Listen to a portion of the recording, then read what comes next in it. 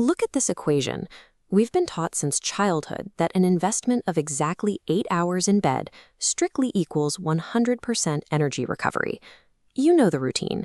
You skip the late coffee, you turn off your screens, you hit the pillow at exactly 10 p.m., and your alarm goes off at 6 a.m.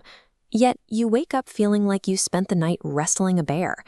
Sleep researchers have a name for this massive, frustrating gap between the time you spend sleeping and the actual physical restoration you get from it. It's called the Exhaustion Paradox. The mistake we're making is measuring rest like we measure a shift at work. Biology doesn't punch a clock.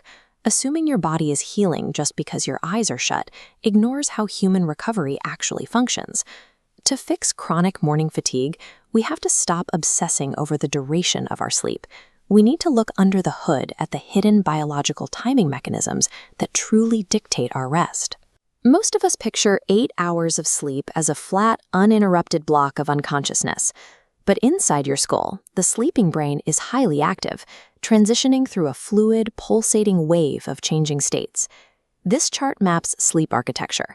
Over 8 hours, your brain cycles through light, deep, and REM phases in 90-minute intervals. The lowest points are deep sleep, your engine for physical restoration, muscle repair, and immune replenishment. Watch if an alarm interrupts this absolute bottom trough. Being violently pulled from that deep regenerative state causes a massive neurological lag.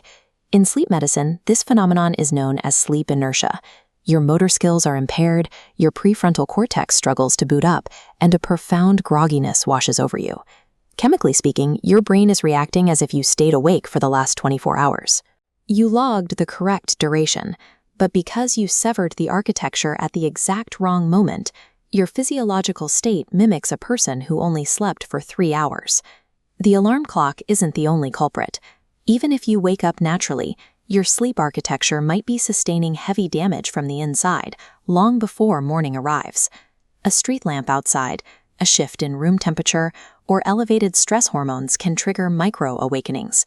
These are brief interruptions you never consciously remember, resulting in a condition called sleep fragmentation. Watch this new graph. Every micro-awakening is a hard reset, forcing the cycle to restart before reaching deep sleep. When we overlay a healthy cycle, the problem is obvious. The fragmented sleeper spends equal time in bed, but accumulates a massive recovery deficit. Being unconscious is not a biological synonym for resting. Real recovery requires active, uninterrupted engagement in cellular and neurological repair processes. If you regularly drag yourself out of bed after what looks like a full night's sleep, you are likely suffering from this fractured architecture. You're getting the hours, but you're missing the repair. The 8-hour mark is the baseline for rest, but the biological synchronization happening inside that window dictates the outcome. Treating sleep like a bank account, where you simply deposit hours, fails to account for our complex biological rhythm.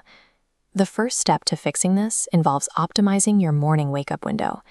By using a basic sleep cycle tracking app, you can ensure your alarm only triggers during a light sleep phase, allowing you to bypass sleep inertia entirely.